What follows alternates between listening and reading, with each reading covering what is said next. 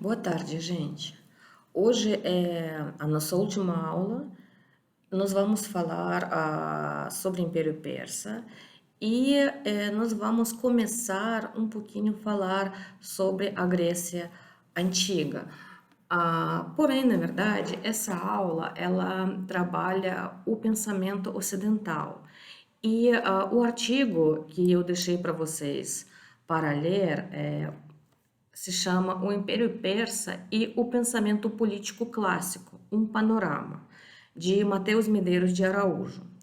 Esse artigo ele é interessante porque ele mostra como o Império Persa foi apresentado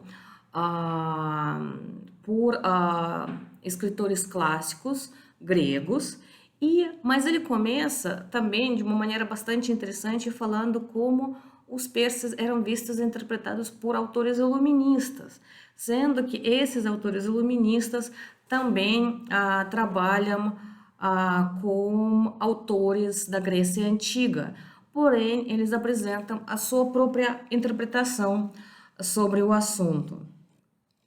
Esse artigo eu acho interessante também porque ele vai dar aquele primeiro passo para o mundo, o História Antiga 2, né? Porque vai começar a falar não somente Oriente Antigo, mas também sobre o Ocidente, né? Principalmente sobre a visão dos gregos. E também ele vai tentar abranger todo o pensamento político moderno, tanto que começa ele sobre de celebração de 2.500 anos de Império Persa em 1971. O que é muito interessante, porque nós vemos que os iranianos, pelo menos, eles se veem como continuadores daquele mesmo Império Persa que a gente viu na aula passada, foi formado no finalzinho do Império Assírio, né? E acabou conquistando, os medos conquistam os assírios, os persas dominam os medos, construindo o seu próprio império, que vai estender o seu domínio sobre a região da Mesopotâmia, chegando praticamente até Índia, e ameaçando as cidades do Mediterrâneo Ocidental, principalmente as cidades gregas. Então, é muito interessante ver que, por exemplo, o Irã atual, né, que fica justamente nessa região da Pérsia Antiga, se considera herdeiro, se considera, vamos dizer, continuador daquela mesma cultura de 2.500 anos atrás. Por exemplo, nós sabemos que os gregos atuais, eles têm plena consciência que eles não pertencem mais àquele mundo de Grécia antiga, tanto que o grego moderno e o grego arcaico são duas línguas completamente diferentes, só conservou-se o alfabeto, até a origem das línguas é diferente, porque o grego moderno ele é muito compenetrado com o vocabulário eslavo. Na verdade, dependendo da região de Grécia, o pessoal tem os traços muito eslavos, né? Justamente porque aconteceu a grande migração dos povos durante essas regiões todas. A própria Macedônia, por exemplo, a língua macedona, hoje em dia, de Macedônia, é uma língua eslava. Tanto que eu conheci, tenho uns amigos de Macedônia, eles falam, e quando a gente se conheceu eu não falava direito português, então a gente se entendia porque ela falava em macedônio e eu falava em russo, no caso.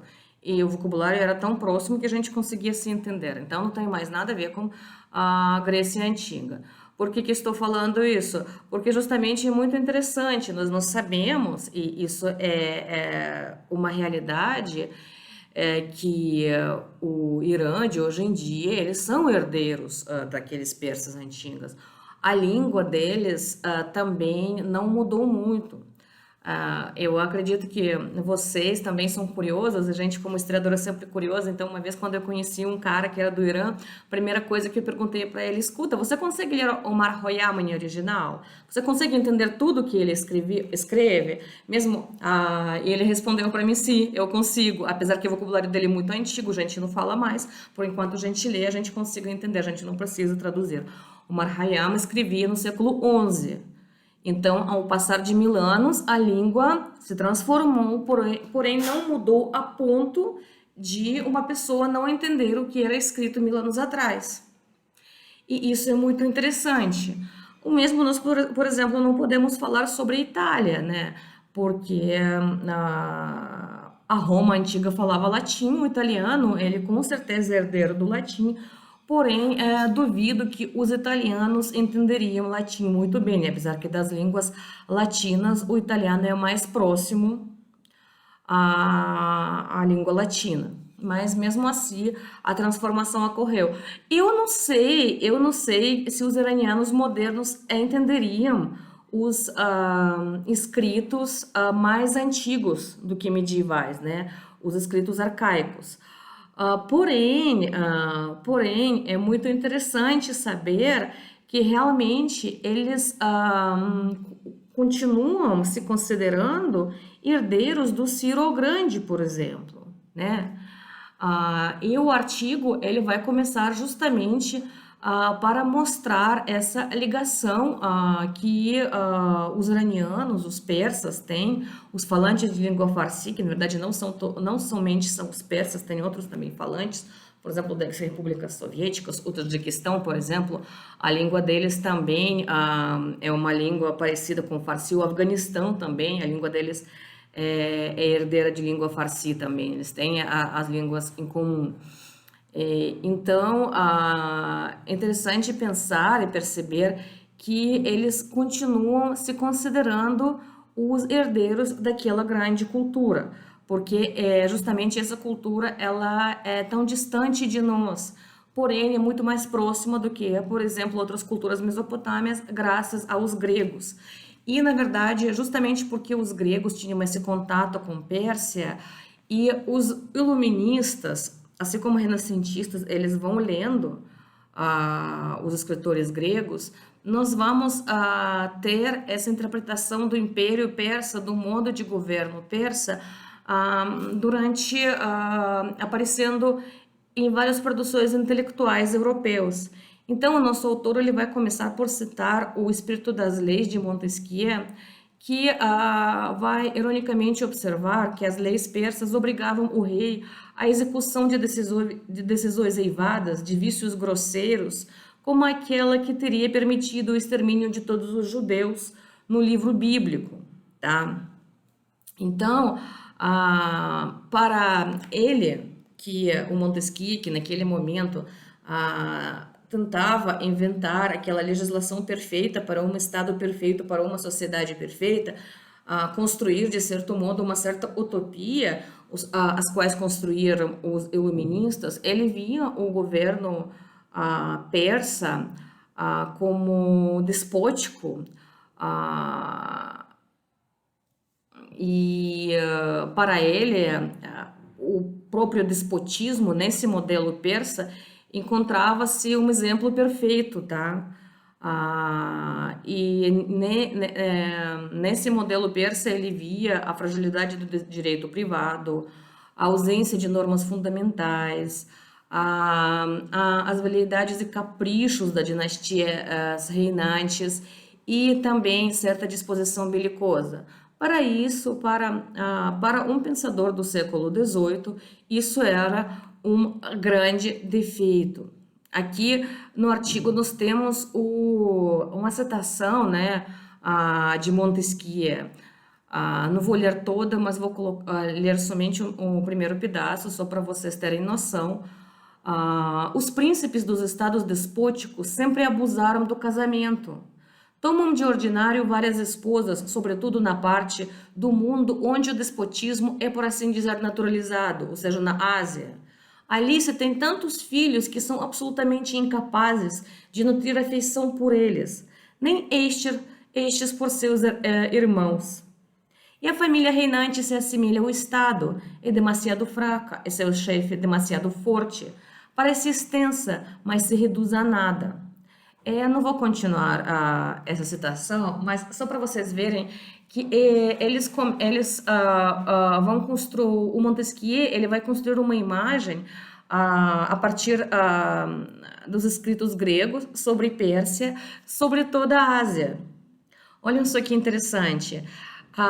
E esses exemplos, hoje em dia, nós vimos que eles não têm nenhuma ah, justificação, né, de certo modo. Nós sabemos, por exemplo, que até a época moderna, até o próprio século XVIII, talvez XVII, na Europa também não havia esse instituto de família no sentido família pequena, pai, mãe, filho, o amor aos filhos também. Isso surge somente com a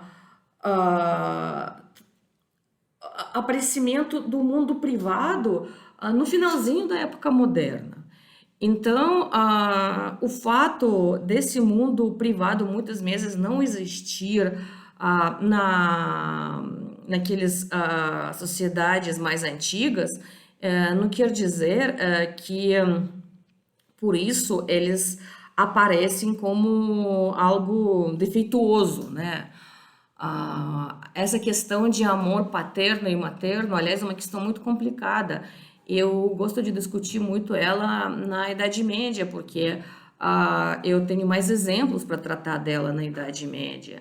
Realmente, aqui, esses sentimentos que nós nutrimos pelos filhos hoje em dia, essa valorização de família que nós temos, porque é uma propriedade da nossa própria sociedade. Na verdade, nós encontramos o nosso conforto emocional na nossa família. E isso não existia nem na Antiguidade, nem na Idade Média. Talvez se a gente trabalhar em semestres seguidos, a gente pega a história da vida privada e trabalha essa questão de família e essa questão de relação de pais e filhos, que também é muito importante.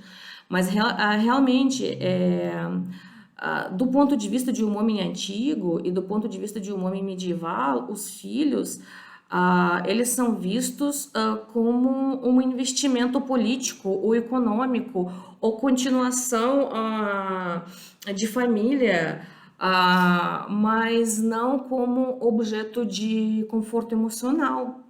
Porque para nós é muito mais importante, né? Não que nosso filho realize algumas atividades ou para que ele realize algumas funções para com a família. Para nós é muito mais importante que os nossos filhos sejam felizes, por exemplo, né? E não importa como. Então, a relação entre os pais e filhos, hoje em dia, naquela época, era completamente diferente. Até a própria noção de amor era diferente, mas não vem o caso. Ele vai dar exemplo também de Baudin, que era um pensador francês também. Mais Baudin, diferentemente do Montesquieu, ele é um teórico de estado absoluta. E o Baudin, ao contrário de Montesquieu, ele, ao contrário, ele apresenta a Pérsia Aquimênida não como um modelo de uma realeza forte, legítima, e ele chega a elogiar seus monarcas, tá? E mais, ele mesmo vai negar acreditar na irrevogabilidade das leis, dos medos e dos persas que emprega Montesquieu. Já 2 séculos depois, para falar que os persas eram irracionais. Muito pelo contrário. Para Baudin, o Império Persa, olha só, Baudin, que é um teórico de monarquia absoluta, ele vai ver no Império Persa como o auge, como o grande exemplo de uma monarquia absoluta. O Montesquieu, que é criador, na verdade,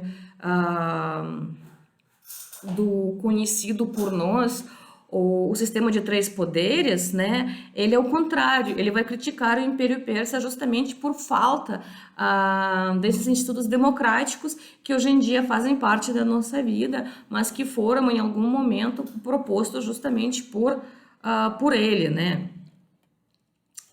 Ah, O Maquiavel, que escreveu obviamente mais antes de Bodin ainda, ele também via no, por exemplo, no Ciro, o grande exemplo de governante quando estava escrevendo o seu Príncipe. E na verdade, todos esses autores europeus, né, eles usavam como suas fontes ah, ah, usavam como suas fontes alguma literatura bíblica e principalmente literatura clássica, que era contemporânea ao Império Aquemênida. Então, o Oriente Próximo, antigo, ele fazia parte dos interesses e também da imaginação dos helenos. Então, serviam de objetos de reflexões no século V e IV antes de Cristo, do Heródoto, Xenofontes, Platão, que estavam discutindo sobre vários temas políticos e jurídicos, utilizando a Pérsia como um exemplo para comparar com a organização social da sua própria sociedade. Então, justamente graças a eles, a informação sobre a Pérsia chegou até nós. Porém, a gente tem que levar em consideração que a sua visão também era bastante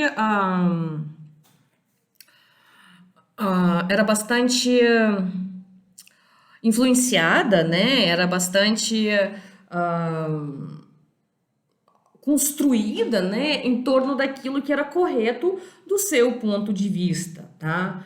Então, diz o nosso autor que, de maneira geral, é possível identificar três temas de reflexão que eram promovidos pelo contato entre gregos e persas no pensamento político clássico.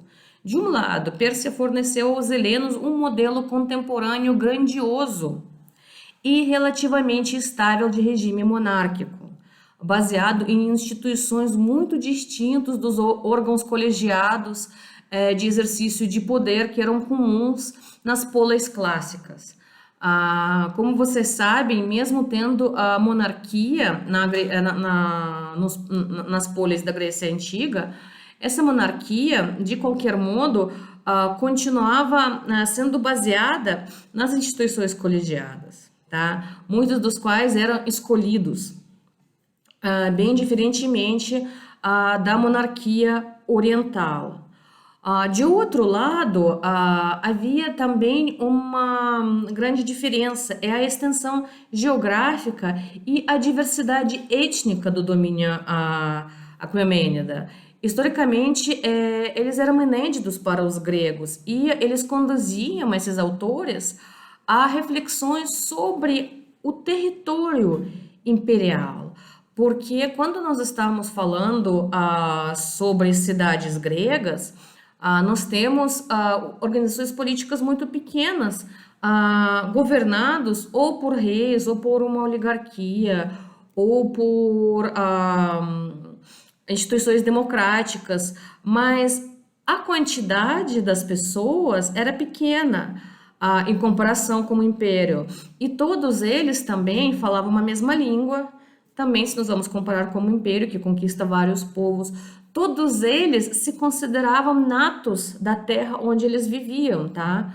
Tanto que, de acordo, por exemplo, de acordo com a lenda, os atenienses, eles brotam da terra. Os primeiros atenienses, eles não chegaram lá naquela região, não. Eles brotaram da terra, eles são nascidos pela própria terra ateniense para se tornarem atenienses. Então, eles têm uma ligação com terra na qual ele vive, a relação com o polis completamente diferente com que os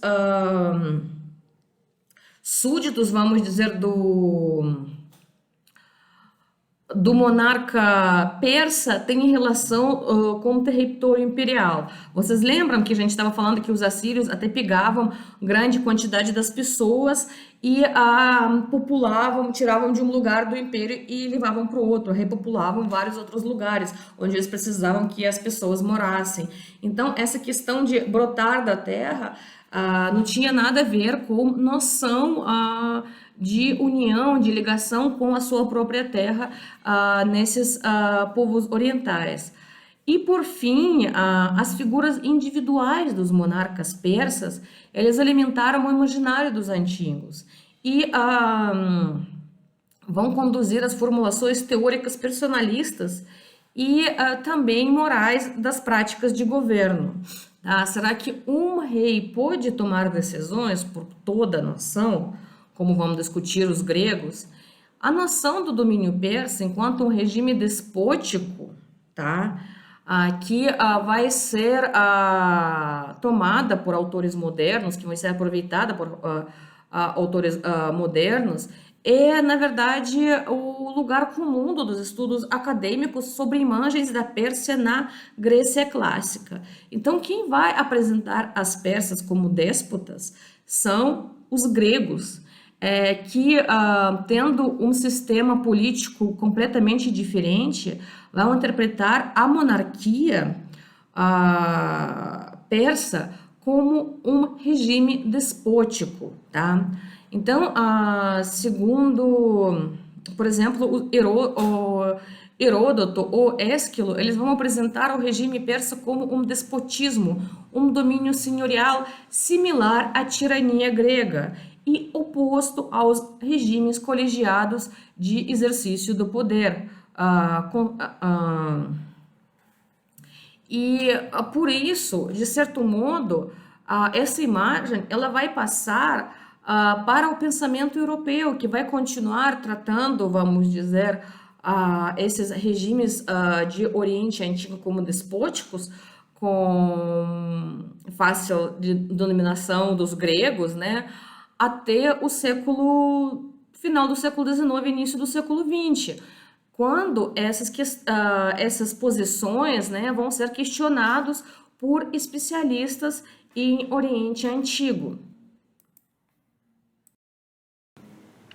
Então, o nosso autor vai dizer que o tema de luta entre despotismo e liberdade é um lugar comum na literatura antiga.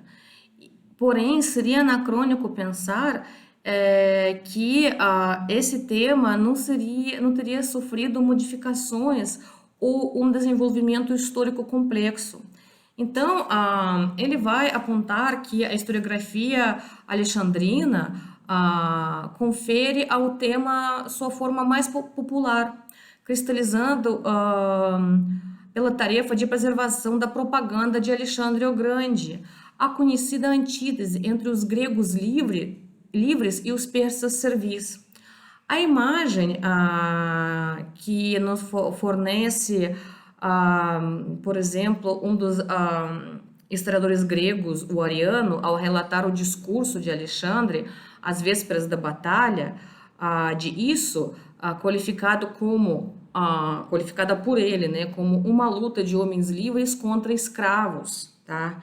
E também vai mostrar que quando começa aquela orientalização do rei da Macedônia, porque o Alexandre Magno ele vai casar com uma das esposas do rei conquistado e também ele vai admitir também os deuses dos persas conquistados no panteão grego, e essa orientalização do rei de Macedônia vai ser vista com os maus olhos por historiadores gregos.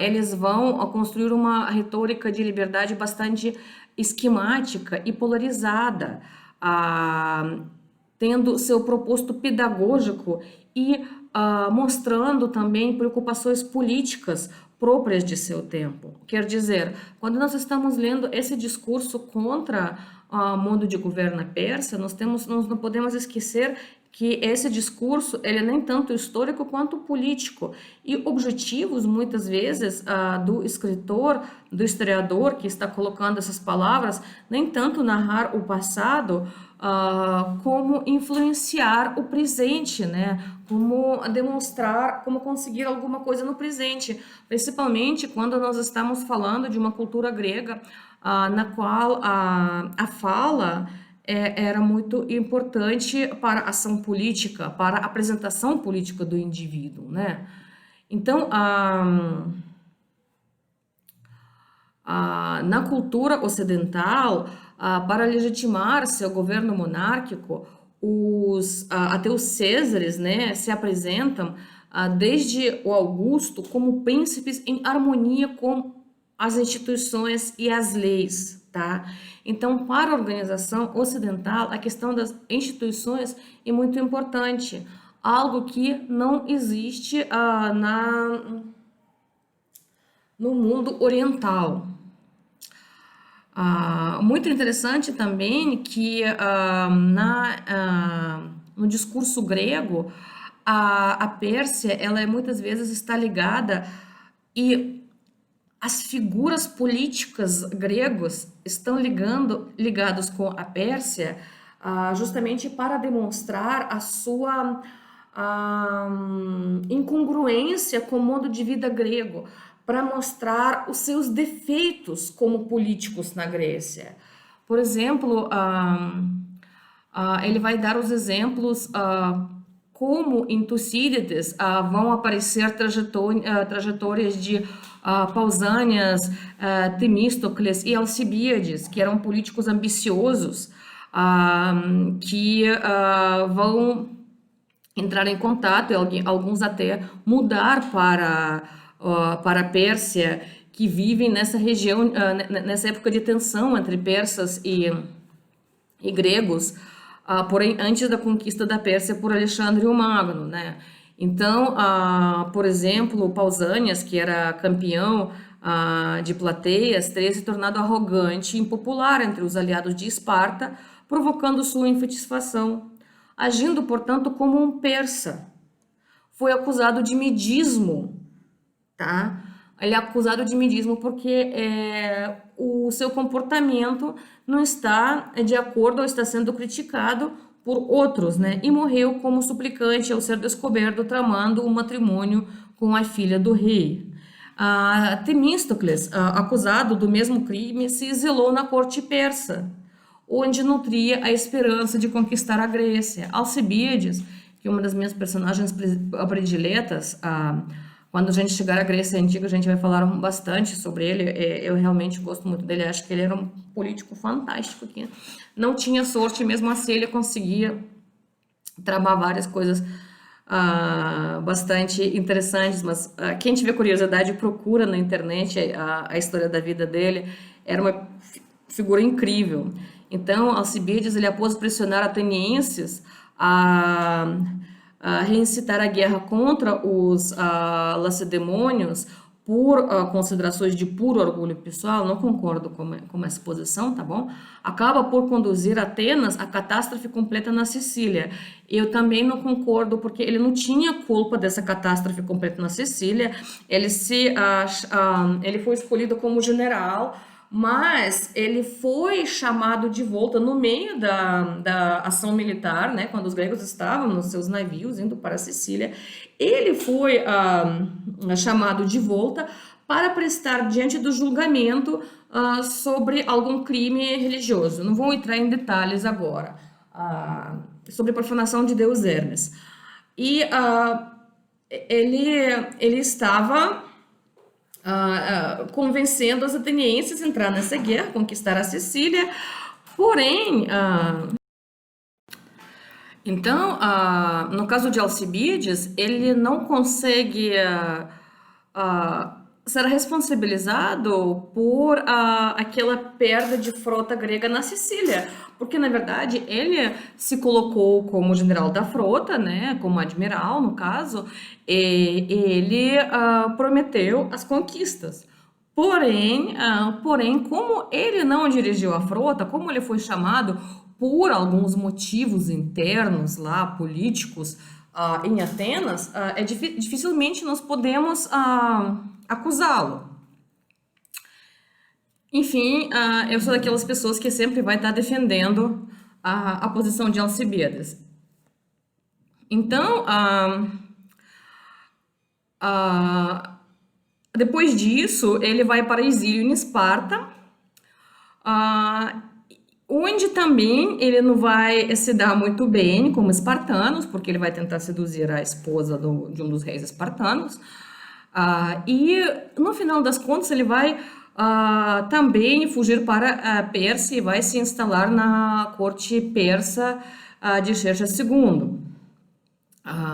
Lá, aliás, ele vai ser em algum momento morto, assassinado, provavelmente por arqueiros gregos que foram enviados justamente para isso, ou que foram comprados justamente para isso. Então, é uma história bastante complicada. Porém, em todos esses casos, o historiógrafo ateniense ele vai sugerir um vínculo de inspiração entre a arrogância de gregos ambiciosos e o regime dos reis persas.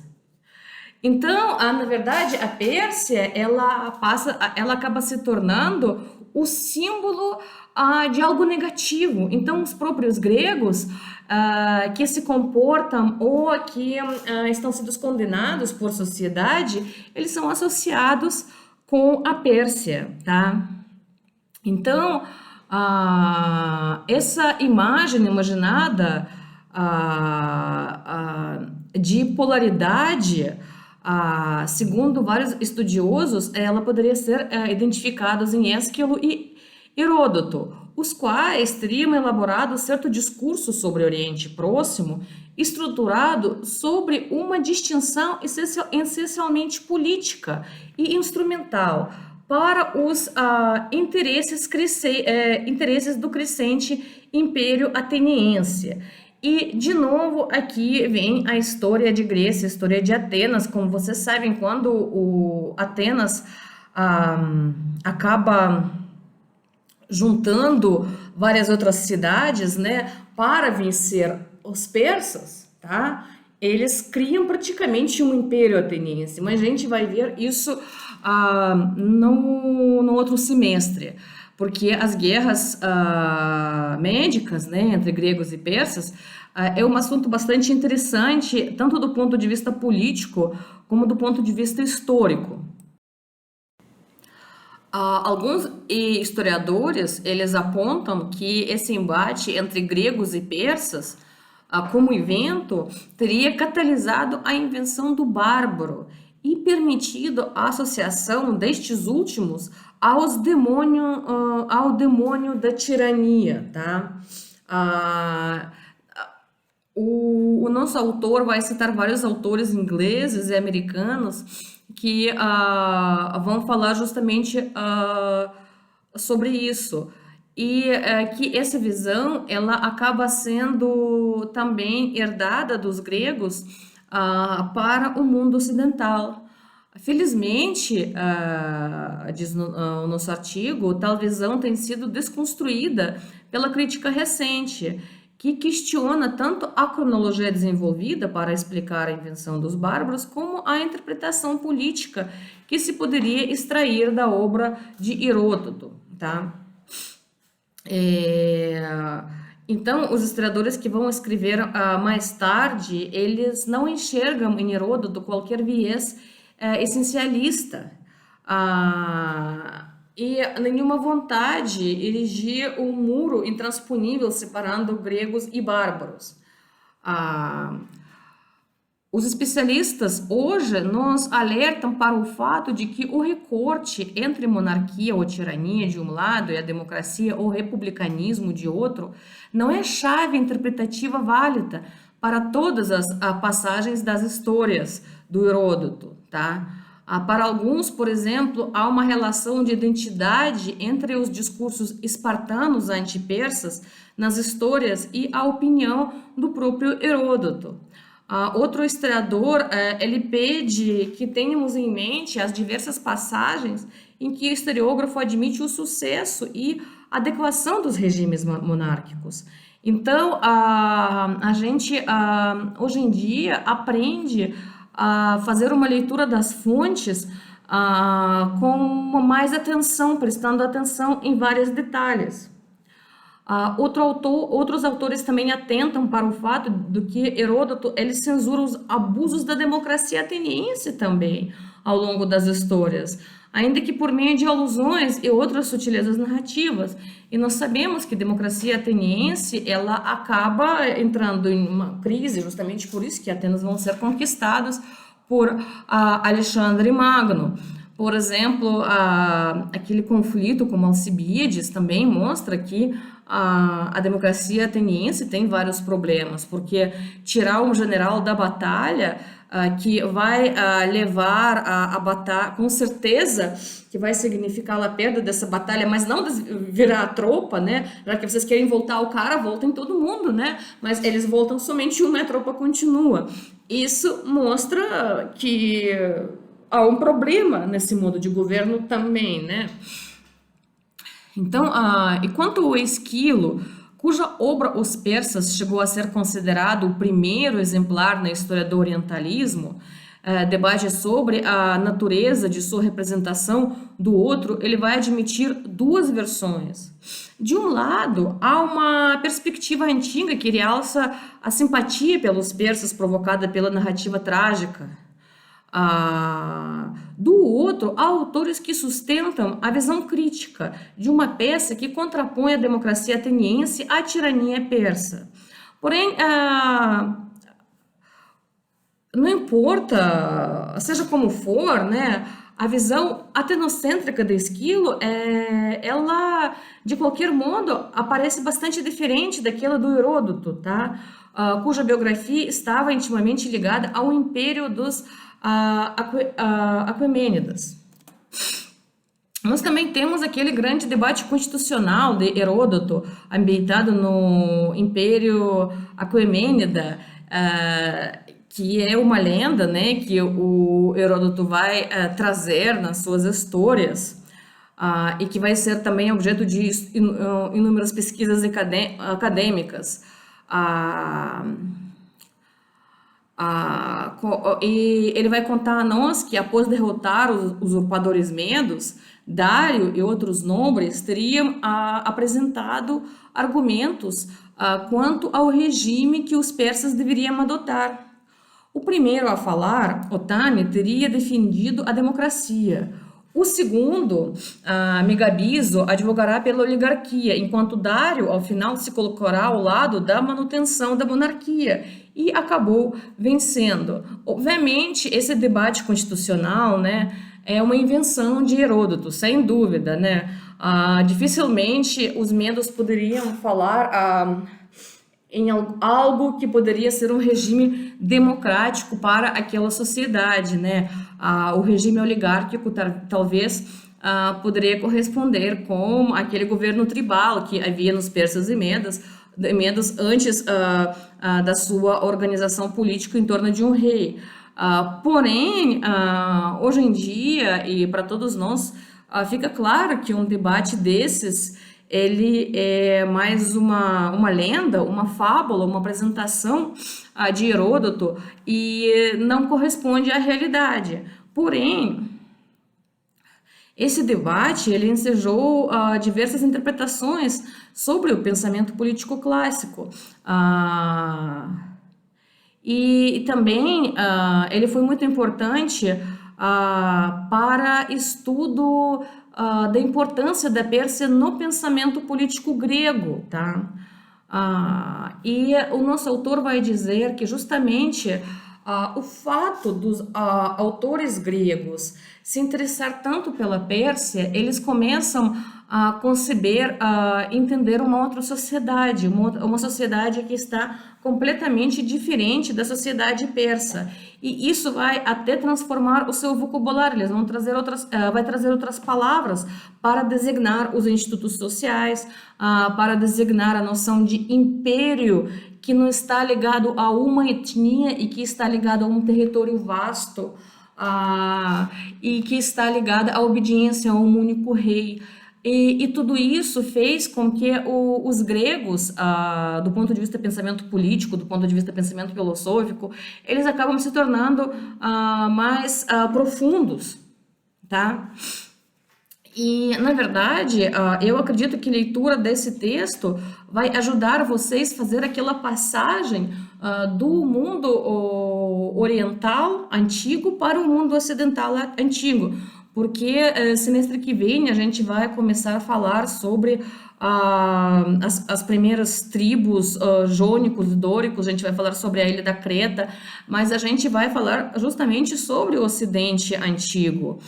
E eu queria que vocês sentissem que o Ocidente antigo ele está intrinsecamente ligado com o Oriente, tanto pelas conquistas de Alexandre Magno, que praticamente chega à Índia, como também pelo Império Romano, que vai reconquistar todo esse território de Alexandre Magno. Então, uma boa parte desse Oriente Antigo, assim como o Egito na África, acaba fazendo parte depois do Ocidente Antigo, tá? E depois, quando a gente vai para a Idade Média, quando a gente vai trabalhar o Mediterrâneo medieval, todas essas culturas também vão fazer muito sentido, tá? E eles vão interagir. Por isso que é importante a gente entender que, apesar que Oriente e Ocidente, eles têm uma grande divisão no modo de governo, no modo religioso, na concepção da sociedade, eles, mesmo assim, já na antiguidade, acabam sendo intrinsecamente ligados, não somente pelas conquistas, não somente pelas razões políticas, mas também por razões até filosóficas e religiosas, né? Porque, assim como Alexandre vai colocar os deuses persas no panteão, dos deuses gregos, assim como os romanos também vão aceitar essas deuses orientais no panteão dos deuses romanos. Então, em vários aspectos, esses mundos eles acabam interagindo e influenciando um outro, mesmo com as línguas diferentes e mesmo com várias noções diferentes, tá, gente?